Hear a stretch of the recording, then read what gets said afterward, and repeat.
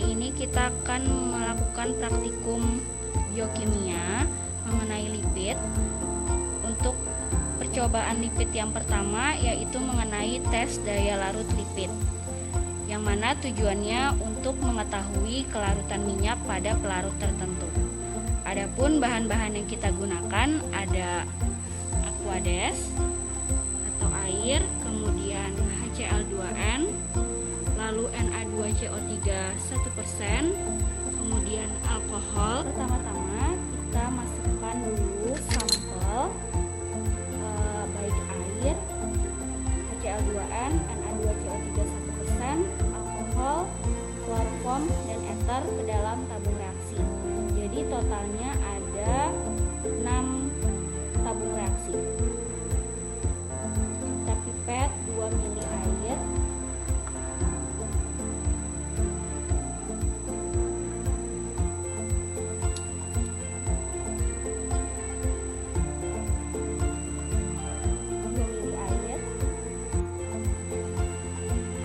setelah dipipet 2 ml, lalu ditambahkan 2 tetes minyak ke dalam tabung reaksi.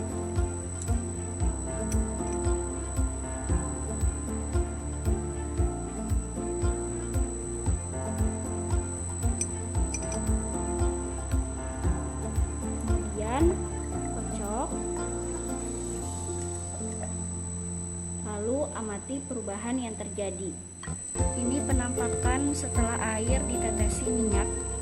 Terlihat minyak tidak larut dalam air. Ini penampakan HCl2N setelah ditetesi dengan minyak. Terdapat butir-butir kecil sehingga minyak juga tidak larut dalam HCl2N. Nah, ini Na2CO3 1%, setelah ditetesi dengan minyak.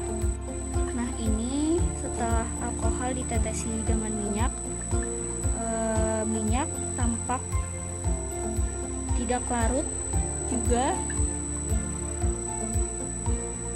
dalam alkohol dan minyaknya bergabung di bagian dasar tabung. Kloroform 2 ml setelah ditetesi dengan minyak, 2 tetes, tampak minyaknya larut sempurna ya dalam kloroform, karena kloroform merupakan pelarut organik.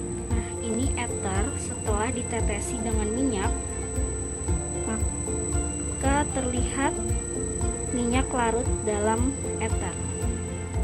Ya, demikianlah praktikum percobaan lipid untuk tes daya larut lipid. Untuk tes yang kedua yaitu tes keasaman minyak, yang mana kita ingin mengetahui sifat asam basa dari minyak kelapa maupun minyak tengik. Jadi nanti caranya celupkan kertas lakmus ini masing-masing ke dalam minyak kelapa dan minyak tengik. Kemudian amati perubahan yang terjadi pada pH. Tadi pH indikator setelah dicelupkan ke dalam minyak kelapa, maka dapat dilihat pH untuk minyak kelapa yaitu 5. Kemudian untuk yang ini pH indikator setelah dicelupkan ke dalam minyak tengik, maka pH indikatornya dapat dilihat yaitu pH-nya 4. Demikianlah untuk tes yang kedua untuk mengukur keasaman dari minyak kelapa dan minyak tengik. Tes yang ketiga ini yaitu tes pembentukan emulsi, yang mana kita ingin mengetahui terjadinya pembentukan emulsi dari minyak. Bahan-bahan yang kita butuhkan ada minyak kelapa, minyak tengik, dan juga Na2CO3 0,5%. Pertama-tama kita siapkan 3 tabung reaksi, yang mana 3 tabung reaksi ini kita isi dengan air masing-masing 5 ml. Semuanya sudah kita isi dengan air. Kemudian tabung 1 kita teteskan dengan 2 tetes minyak kelapa.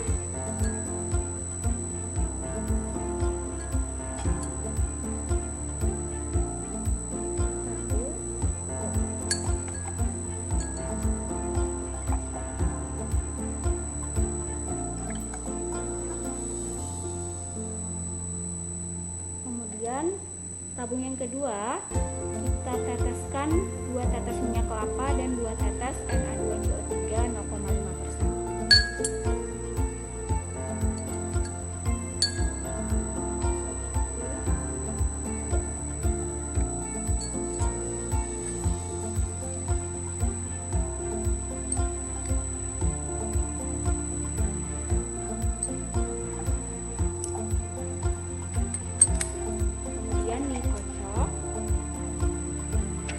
Tabung yang ketiga kita teteskan dengan minyak tengik dan natrium karbonat, kemudian dikocok.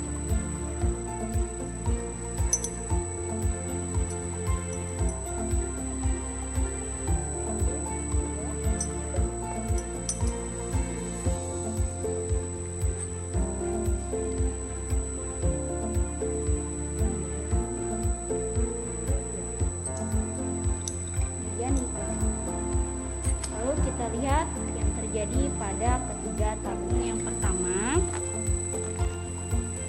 kemudian ini penampakan pada tabung yang kedua,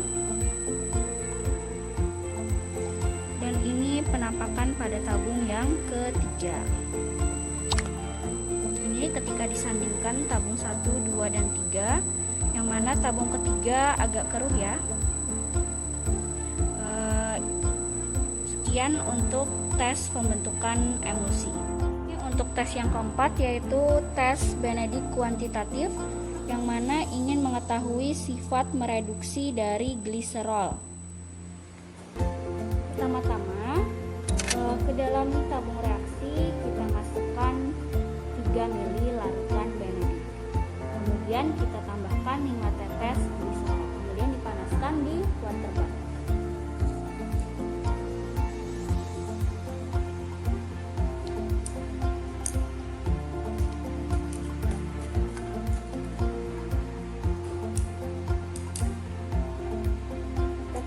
Larutan Benedictnya.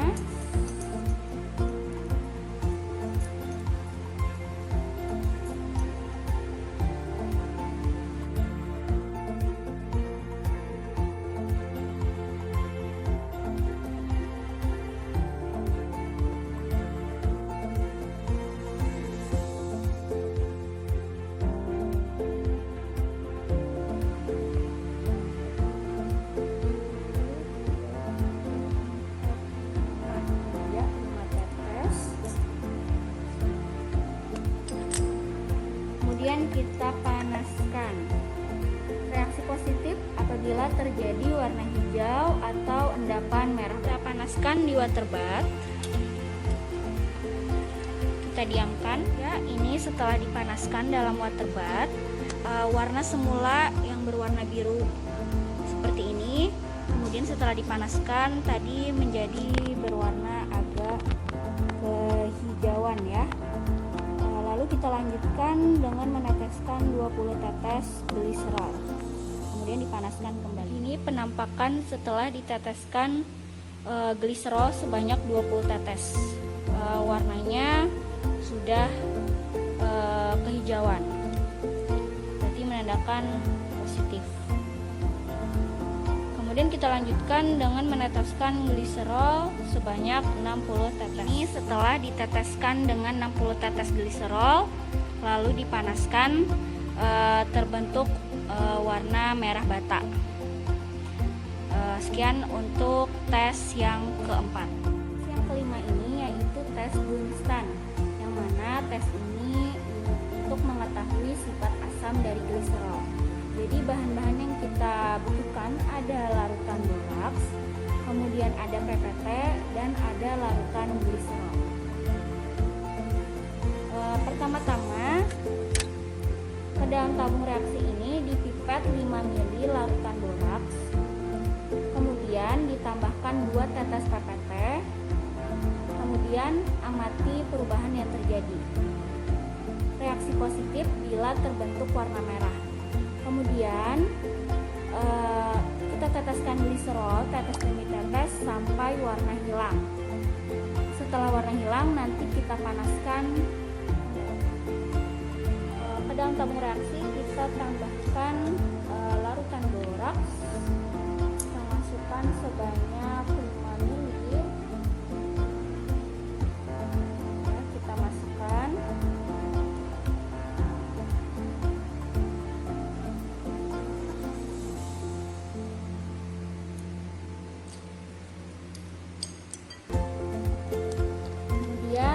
kita teteskan 2 tetes PPT.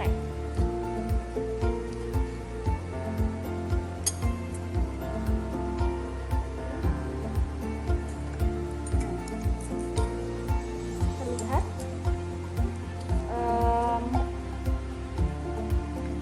larutan menjadi berwarna merah muda.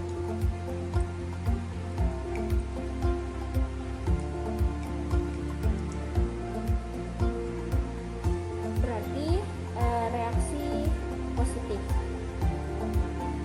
Kemudian kita teteskan gliserol, tetes demi tetes sampai warna merah muda ini menghilang.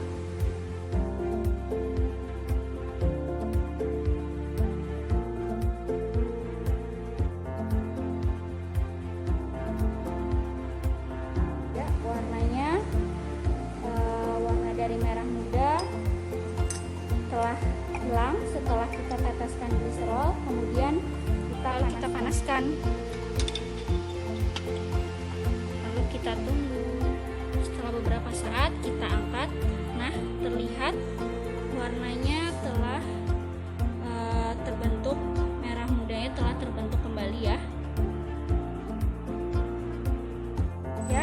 Ini untuk tes yang keenam, yaitu tes Salkowski, yang mana kita ingin mengidentifikasi adanya kolesterol. Jadi bahan-bahan yang kita butuhkan ada kloroform, ada H2SO4 pekat. Kemudian bahannya kita menggunakan minyak. Nah, ini tadi kita masukkan ke dalam tabung reaksi sedikit sampelnya yaitu minyak.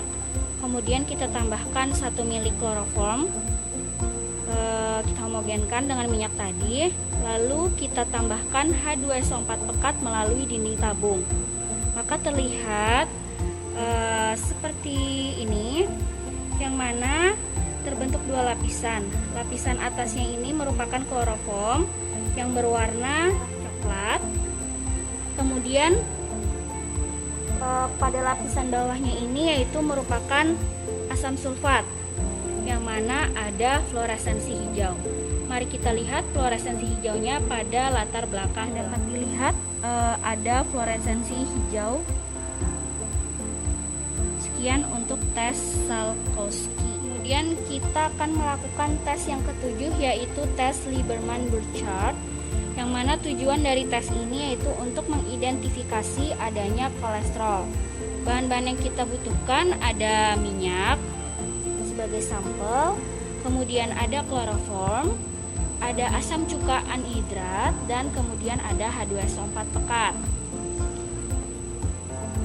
Nanti cara kerjanya, ke dalam tabung reaksi dimasukkan sedikit sampel, lalu ditambahkan 1 ml kloroform, kemudian ditambahkan 10 tetes asam cuka anhidrat dan 1 tetes H2SO4 pekat.